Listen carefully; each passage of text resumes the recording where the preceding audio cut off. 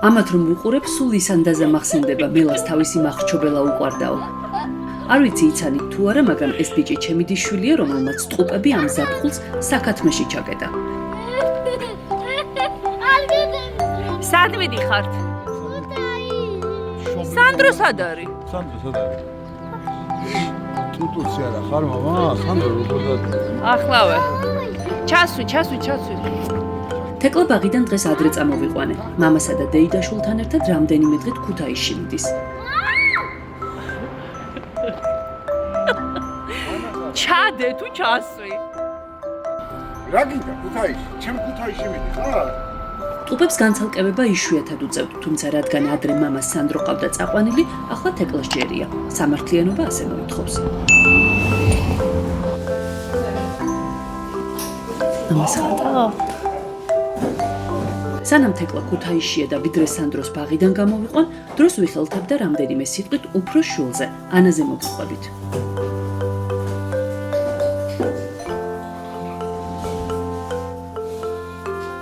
9 წლის ანა ბევრად იმაზე უფროსი გონიათ, ვიდრე არის. შეიძლება თავის ტოლებზე მაღალია, მაგრამ რეალურად ისიც ჯერ ძალიან პატარაა. ბოლო დროს ახალი გატაცება აქვს. მას შემდეგ რაც ხატვაზე მივიყვანებ, გრძნობ რომ ეს პროცესი ძალიან მოსწონს, რაც განსაკუთრებულად იმიტომ მახარებს, რომ ტელეფონსა და კომპიუტერთან შედარებით ნაკლებ დროს გაატარებს.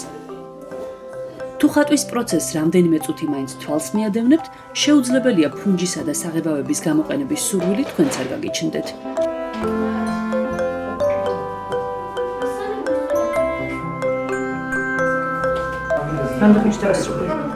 ამ ნახატის ასრულებას კიდევ 2 გაკვეთილი დასჭირდება.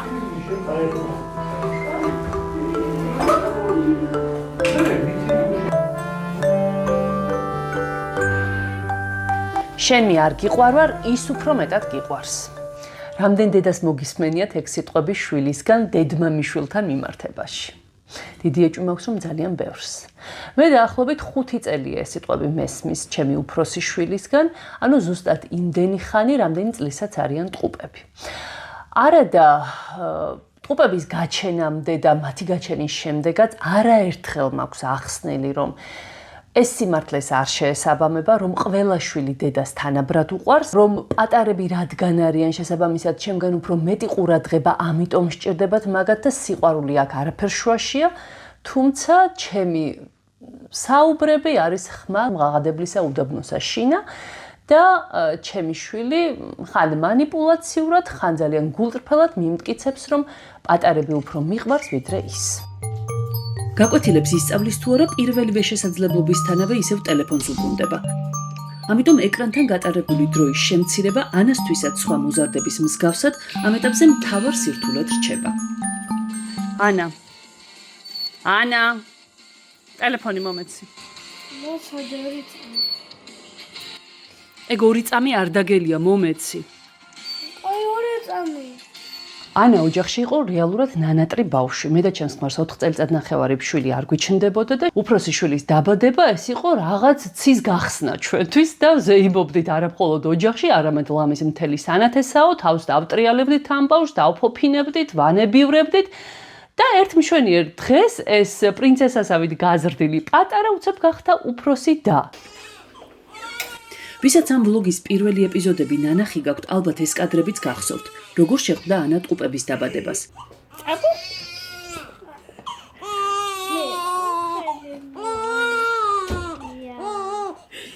ეს არის თეკლა და ის არის სანდრო.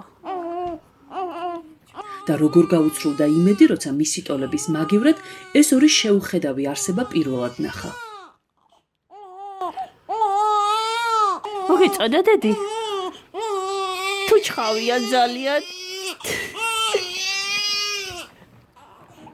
და მართალი ყოფილა ის გამოთქმა, რომ ბავშვს ისე არაფერი ზრდის, როგორც დედმამიშვილის დაბადებაო და ეს უფროსი დის როლი იმდენად არასასიამოვნო აღმოჩნდა ანასთვის. იმდენად მაშინვე იგრძნო, რომ მას გაუყვეს ყურადღება, გაუყვეს სიყვარული და ფაქტობრივად ყველაფერში შეეზიარა ის ორი პატარა მჩხავანა არსება, რომელიც დედამ მოიყვანა სახლში, რომ წლები დასჭირდა და დიდი ალბათობით კიდევ დასჭირდება, რომ ეს, რა ვიცი, ტრავმა დაამუშაოს ალბათ მისმა გონებამ. შენ მამა ლოგაცუმე ეს კადრები კი უკვე იმ ეტაპს ასახავს, როცა უფროსმა დამ გააცნობიერა, რომ პატარა აბეზარ ბავშვებს თავიდან ვერ მოიშორებდა და ბედს შეურიგდა. თუმცა უმცროსი და-ძმის მიმართ გადამეტებულ ყურადღებას და მის მიმართ უყურადღებობას დღემდე მსაყვედურობს ხოლმე. დანას პრეტენზიები მთლად უსაფუძვლოც არ ყოფილა, რადგან ჯერ ერთი ჩვილის მოვლა არის ქალისთვის ძალიან დიდი ტვირთი და როდესაც ორი ტყუპი ყავს, ფაქტობრივად ძალიან რთული ამ ყველაფერთან გამკლავება და ნამდვილად არ მრჩებოდა მისთვის საკმარისი დრო. მაგრამ უბრალოდ ეს იყო ობიექტური მოცემულობა და ვერაფერს ვერ ვიზამდი. ამ ბავშვებს მართლა ვერ გავაშვილებდი, როგორც ამას დაჟინებით ითხოვდა თვითონ ანა. ამას შემდეგ მოყვება ისევ დედის მხრიდან სინდისის ქენჯნა, რომ საკმარის ყურადღებას ვერ აქცევ უფროს შვილს. ამ ყველაფერსთან ერთვის მშობიარობის შემდგომი დეპრესია, რომელიც ქალებს ხშირად გვემართება ხოლმე და მოკლედ მაინც და მაინც ფერადოვანი და ლაჟვარდოვანი არ ყოფილა ტყუპების ჩვენ სახლში მოყვანის შემდეგ ცხოვრება. თუმცა ამ ყველაფრის მიუხედავად დღემდე დაჟინებით ვცდილობ ანას ავუხსნა, რომ დედმამიშვილი ეს არის ძალიან დიდი განძი და ძალიან საჭირო ვიღაცები გახდებიან დროთა განმავლობაში ერთმანეთისთვის. მე რა ხდებოდა? დედა თქვი? დედა. მამა თქვი? ბაბა. ბებო თქვი? ბებე. ბაბუ თქვი? ბაბუ. როდესაც ყველაფერს ავუხსნი, მომყვება იმაში, რომ რეალურად მისი ეჭვიანობა, მხოლოდ მისი ეჭვიანობაა და საფუძველი დიდად არ აქვს, თუმცა მეორე წუთში ეს ბავშვური სიჯიუტე და ეს ბავშვური რაღაც პრეტენზიები მაინც თავს იჩენს ხოლმე. ვიყურებთ და ძალიან კარგი კონტენტი გაქვთ. ამაზე უფრო მეტად მართლა არაფერი მახარებს, როცა რომელიმე ნაცნობი ან უცნობი გამვლელი ქუჩაში მაჩერებს და მეუბნება, რომ მიყურებს და მოსწონს ჩემი ვლოგი. ძალიან მადლიერი ვარ ყველა თბილი სიტყვისთვის, რომელსაც მეუბნებით. ანა სკოლიდან დაბრუნებამდე საბურთალოზე მქონდა რაღაც საქმეები მოვილიე და ვიდრე აქ ვარ, ჩემს დას მინდა შევუარო, სხვათა შორის უფროსი და ვარ.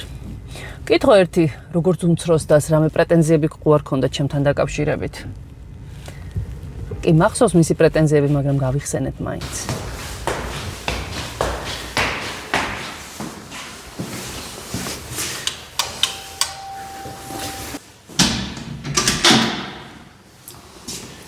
რა შვილი როგორ ხარ?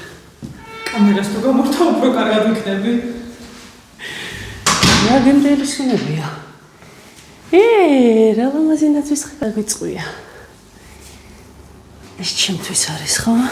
ადრეც გითხარით, რომ ჩემ მშობლებსა და ჩემს დას კამერასთან ურთიერთობა ძალიან არ უყვართ. ნახოთ იქნებ ორი სიტყვის თქმაზე რაღაცნაირად დავიყოლიო. აბას ხო დამალევინებ. ეს სათამაშო წარმოუდგენლად გავს ჩემს უმცროს დიშვილს. აი თუ არ გჯერათ.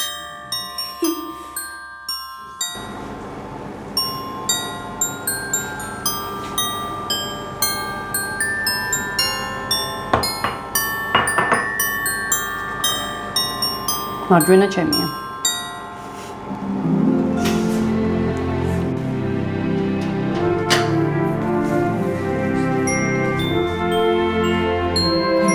შეგეხვეწები. ამას გონია მე ასე მარტივად მომიშორებს თავიდან.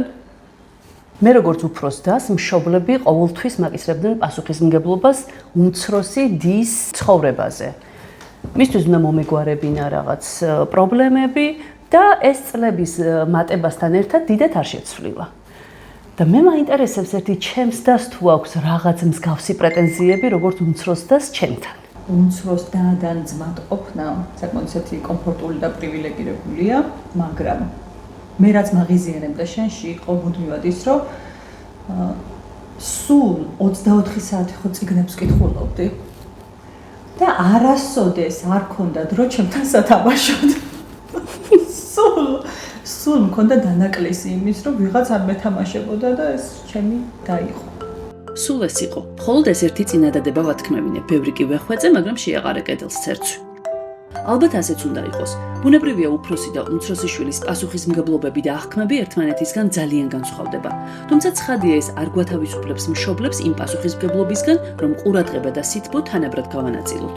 ანა არასდროს ყოფილა ჩუმი, წყნარი და რაღაც დამჯერი ბავშვები რო არიან, აი ისეთი. და სხვათა შორის მისი ეს თვისება სადღაც მომწონს კიდეც, იმიტომ რომ ის ყველაფერზე ითხოვს არგუმენტს, ყველაფერზე ითხოვს ახსნას. მე მესმის, რომ მშობლისთვის დიდად კომფორტული არ არის ბავშვი, რომელიც ასე მარტივად არ მიყვება, მაგრამ ვფიქრობ, რომ თუ მე არ მემორჩილება ასე უპრობლემოდ და ყველაფრის განმარტებას ითხოვს, უფრო ნაკლები შესაძლებლობაა იმის, რომ სხვისი გავლენის ქვეშ მოექცეს მარტივად. ანა, კორონავირუსის დროს როგორ უნდა მოიქცეთ?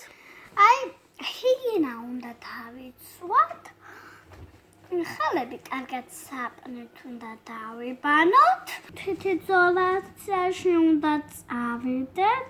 გაგეცინებათ და პანდემიის წლებიც კი სასიამოვნოდ მახსენდება. ხანდახან ძალიან მენატრება ის დრო, როცა ჩემი უფროსი და ჭირვეული შვილი ასეთი პატარა და საყვარელი გოგო იყო. სანამ ტყუპები სახლში დაბრუნდებიან, ანას რამდენიმე კითხვა მინდა დავუსვა. ჩემს ცხოვრებაში რესპონდენტისთვის ინტერვიუს სანაცვლოდ ქრთამი არ გადამიხდია დღევანდლამდე. ინტერვიუზე მანამ არ დამთანხმდა, სანამ მაგფლარზე არ დავპატიშე. ანა, თუ გახსოვს, როდესაც თეკლა და სანდრო გაჩნდნენ, ძალიან საყვედურობდი და მეუბნებოდი, რომ მათ გინდოდა ეს ბავშვები და თუ მაინც და მაინც ერთი მოგეყვანაო. ახაც იგივეს ფიქრობ? კი. ძალიან შემოწმებულები არიან. ბავშვები და მე, როდესაც სახლში ვართ, შენ იმათ აქცევ ყურადღებას, მე არა. და ისინი პატარები არიან და იმათ უფრო სჭირდებათ მეტი ყურადღება. მე რა, მეც პატარა ვარ. მეცადინეობაში ხალხს მეშლიან. თეკლს უმბაძავს. მეგობრებთან თამაშს არ მაცდიან, ჭხუბობენ. მე მგონი თანაბარ ყურადღებას გაქცევთ ხოლმე. შენ მათი და უფრო ხარ ვიდრე ჩემი. ჩამიყარა წყალში ყველაფერი. მოსაწყენი არ იქნებოდა უფრო თეკლა და სანდრო რო სახლში არ იყვნენ?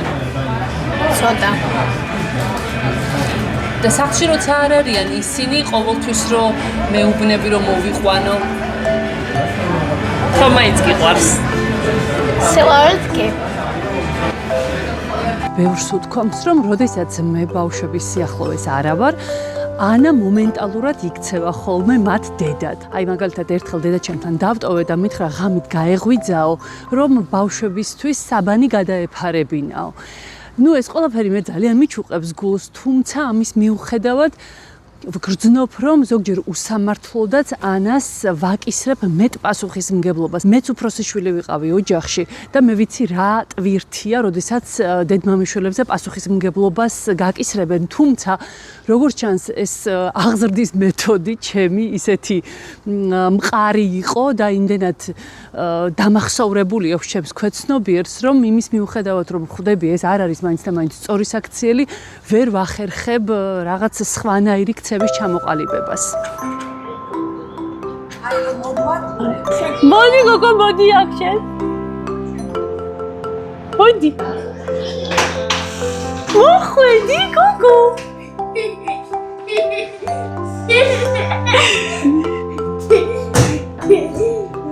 მოგინატრა სანდრო. როგორც იქნა ჩემი სამივე ბავშვი, ისევ ერთადაა. აუტანელი ოჯახი თავის აუტანელ რუტინას უბრუნდება. ეს ქალბატონი არის არა თეკლა ჟორჟოლიანი, არამედ კირილე მიმინოშვილი.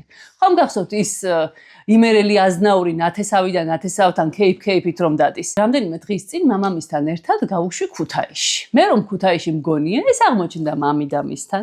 შემდეგ წავიდა მამიდის სამსახურში, შემდეგ წავიდა მამიდაშვილის ოჯახში და რამდენიმე დღის მერე მობრძანდა სახლში. კარგი იყო? რა?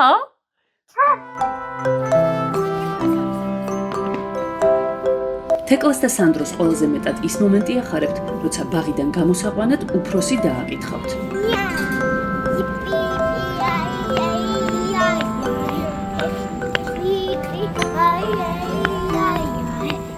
სინამდვილეში ჩემმა უმცროსმა შვილებმა ძალიან კარგად იციან, რომ რაც არ უნდა ბრაზობდეს და ჭირვეულობდეს უფროსი და მათზე მაინც უპირობოდ და გულწრფელად ზრუნავს.